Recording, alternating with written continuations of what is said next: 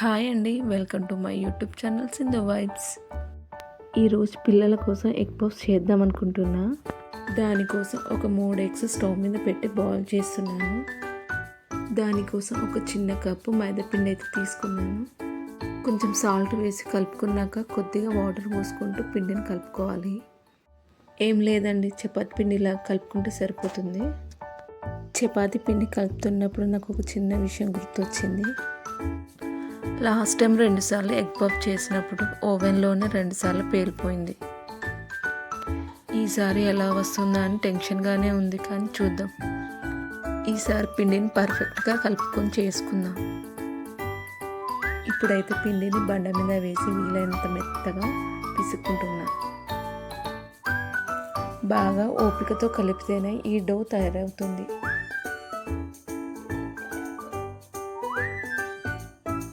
ఇప్పుడైతే egg curry కోసం onion cut చేసుకుంటున్నాను. మన ఎగ్స్ మంచిగా బాయిల్ అయినాయి. ఇప్పుడు ప్యాన్ పెట్టి 2 స్పూన్ల ఆయిల్, కొంచెం జీలకర్ర, ఆనియన్స్, లైట్గా పసుపు వేసుకొని ఒక 2 నిమిషాలు మంచిగా కలుపుకోవాలి. కొంచెం ధనియాల పొడి, కొంచెం కారం వేసుకొని ఒక 2 నిమిషాలు కలుపుకుంటున్నా. మళ్ళీ 1 నిమిషం కలుపుకొని స్టవ్ ఆఫ్ చేస్తున్నా. ఇప్పుడైతే పఫ్స్ కోసం పఫ్ షీట్ రెడీ చేసుకుందాం. ఇప్పుడైతే ఈ డఫ్ని మంచిగా చపాతీ పిండిలాగా చేసుకుందాం.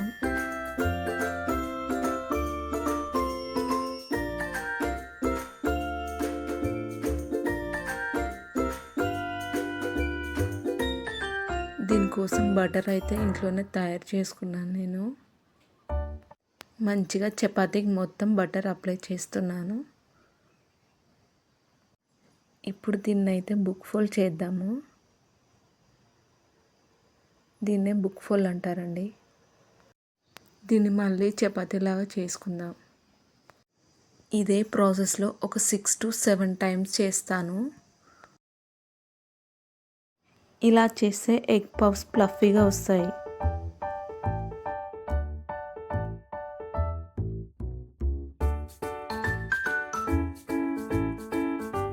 ఇదే లాస్ట్ ఫోల్డ్ అండి. మళ్ళీ బుక్ ఫోల్డ్ చేసి దీన్ని ఫ్రిడ్జ్లో ఒక 10 minutes రెస్ట్ ఇద్దాం. ఇప్పుడు ఈ ఎగ్స్ని 2 పార్ట్స్గా కోసుకుంటున్నా.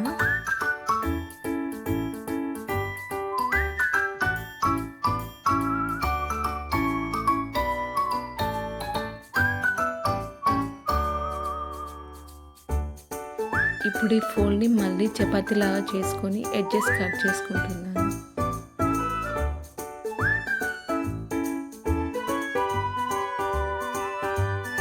ఎడ్జెస్ కట్ చేసుకున్నాక దీంట్లో ఒక 4 parts పఫ్స్ కోసం షీట్స్ చేస్తున్నాను.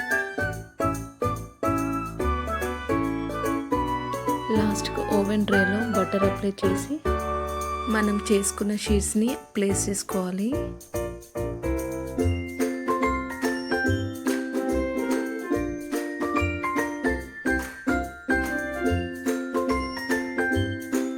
ఈ షీట్స్లో కొంచెం కర్రీ, ఒక ఎగ్,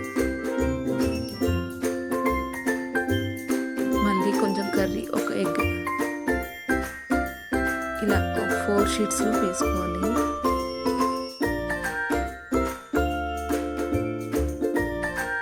లాస్ట్ ఈ షీట్స్ని అటు చివర ఇటు చివర పేస్ట్ చేసుకోవడమే.